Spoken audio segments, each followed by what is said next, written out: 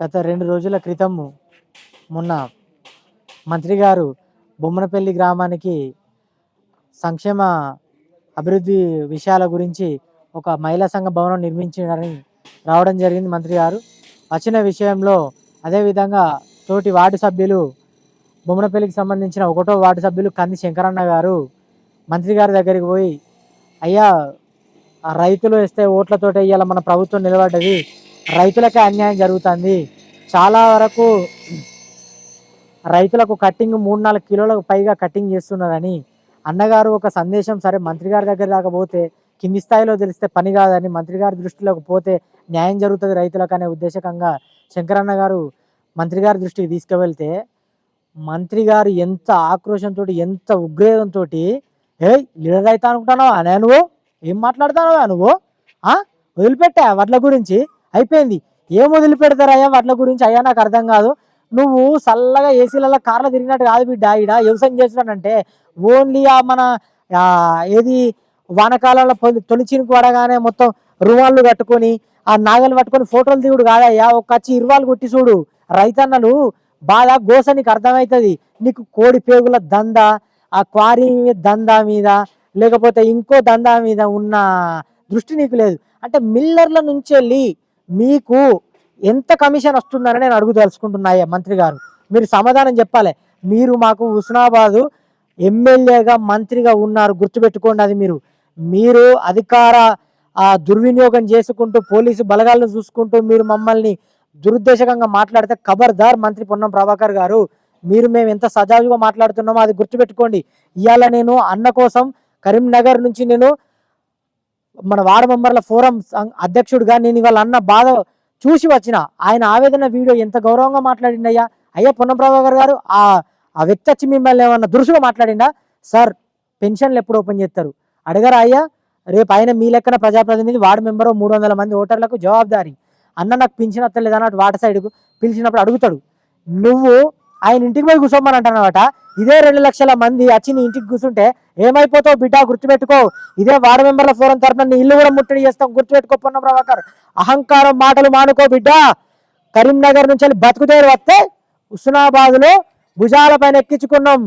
ప్రతి ఒక్క వ్యక్తి నీకు అండగా నిలబడి మంత్రి పదవి నీకు పట్టం కడితే అహంకారంతో మాట్లాడతావా, ఒక ఉగ్రేషంతో.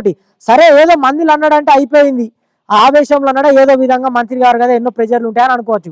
ఆయన వ్యవసాయ క్షేత్రం దగ్గరికి పోయినాక కూడా ప్రోటోకాల్ కారు పోతూ ఉంటే కూడా ఇసుకట్లు కారు పోతూ ఉంటే ఆపే శంకర్ రెడ్డి పిలిచి, ఏం లీడర్ అవుతా అనుకున్నావా బిడ్డ, నువ్వెట్లా లీడర్ అయినావు మాకు తెలియదా?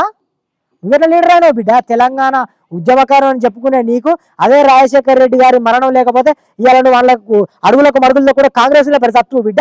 ఈ తెలంగాణ పోరాటం కూడా రాకపోదు నువ్వు అంటే నీ గురించి మాకు తెలియదు అనుకుంటున్నావా? వైఎస్ రాజశేఖర రెడ్డి గారు చనిపోవడం ద్వారా నువ్వు బయటకు వచ్చినావు. ఎక్కడ రాజీనామా చేసినావా నువ్వు? తెలంగాణ పోరాట యోధులు అని చెప్పుకుంటావు. ఎక్కడ రాజీనామా చేసినావా?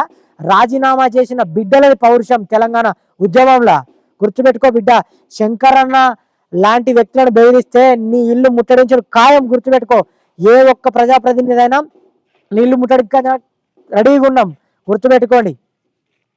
ఆధారాలతో సహా చూపెడుతున్నా. శంకరన్న గాలి మాటలు మాట్లాడలే బిడ్డ, నీ లెక్క 6 గ్యారంటీలు చూడండి 6 గ్యారంటీలు చూడండి అని ఎక్కడికి వెళ్ళే బిడ్డ, గుర్తుపెట్టుకో. భద్రంగా దాచుకోర్రి, భద్రంగా దాచుకుంటారా? ఇంట్లో భద్రంగా దాచుకున్నారు. ఏడిచ్చినావు 2500 ఆడోళ్ళకి ఇచ్చినావా? ఫ్రీ బస్ అని పెట్టి వాళ్ళ సిగలు పట్టుకొని కొట్టుకునేటట్టు ఎత్తాను మా ఆడబిడ్డలను. ఇదా నీ బుద్ధి? దురుద్దేశంతో గెలిచిన నువ్వు ఒక సంక్షేమ పథకం లేదు, ఒక పెన్షన్ అడిగిండి, ఏం పెన్షన్ ఎప్పుడు ఇస్తావా? సరే ఆర్థిక పరిస్థితి బాగాలేదని చెప్పు, ఇష్టం ఉన్నాడు లీడర్ అవుతావా లేకపోతే ఏం చేస్తావంటావు బిడ్డ? అన్న మీద వచ్చి పోటీ రేపు పొద్దుగాల ఎట్లా గెలుతావు చూద్దాం. 300 ఓట్లతో గెలవా చూద్దాం రేపు పొద్దుగాలయ్యా. పొన్నం ప్రభాకర్ గారు ఆధారాలతో ఎంత కట్ అవుతుంది, వే బ్రిడ్జి బిల్లుతో సహా చూడండి అన్న, వే బ్రిడ్జి బిల్లుతో సహా ముందట పెట్టిండు. ఇక్కడ నిర్దేశాలు ఏమున్నాయా? సైదాపూర్ మండలంలో గోనసంచులు కూడా మిస్ అయినట్టు పెద్ద మిస్టరీలు జరిగినాయి, న్యూస్లలో కూడా వచ్చింది. అయినా కానీ కూడా నువ్వు కొమ్ము కాసేది కాదు, నువ్వు కమిషన్లకే కొమ్ము కాస్తున్నావు మాకు అర్థమవుతుంది. ఇప్పుడు కమిషన్లకే కొమ్ము కాస్తున్నావు అని అర్థమవుతుంది. కోడిపేగుల దందా, సిద్దిపేటలో కబ్జాలు, ఈ కబ్జాలన్నీ ఏడా కుంటలచ్చి చూసుకపోతానమేంది, అభివృద్ధి పనులకు వస్తాను అని మేము అనుకుంటాను. ఆకుంటున్నది ఈకుంటున్నది, అన్న కొడుకు పేరు ఇంత ఈ అన్న కొడుకు పేరు ఇంత, లేకపోతే ఈ గుట్టలు కబ్జా చేద్దామని చూస్తాను ఏంది? నిర్దేశాలు చూడండి ఒకసారి, తెలంగాణ ప్రజలకు కూడా అర్థం కావాలి, హుస్నాబాద్ ప్రజలకు కూడా అర్థం కావాలి. నిర్దేశాలు చూడండి, నిర్దేశాలు ఏ విధంగా ఉన్నది.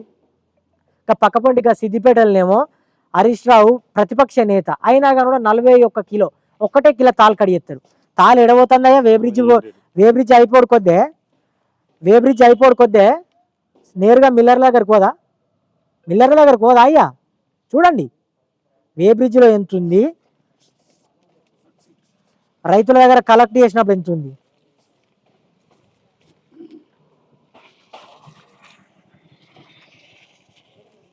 క్వారీల మీద చూపెట్టిన ఇంట్రెస్ట్ రైతుల మీద చూపెడితే ఇంకోసారి డిపాజిట్ అన్న వస్తుంది బిడ్డ, గుర్తుపెట్టుకో. ఆ డిపాజిట్ కూడా రాకుండా పోతుంది.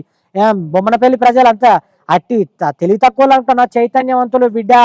ఇక్కడి నుంచెల్లే నీ రాజకీయ సమాధి మొదలవుతుంది, గుర్తుపెట్టుకో. ఎంతో మంది యోధులు ఉన్నారు ఇక్కడి నుంచి వెళ్ళి, వట్టి ఆషామాష అనుకుంటున్నావు ఆ బిడ్డ. బతుకు తెరువుకి వచ్చింది నువ్వు.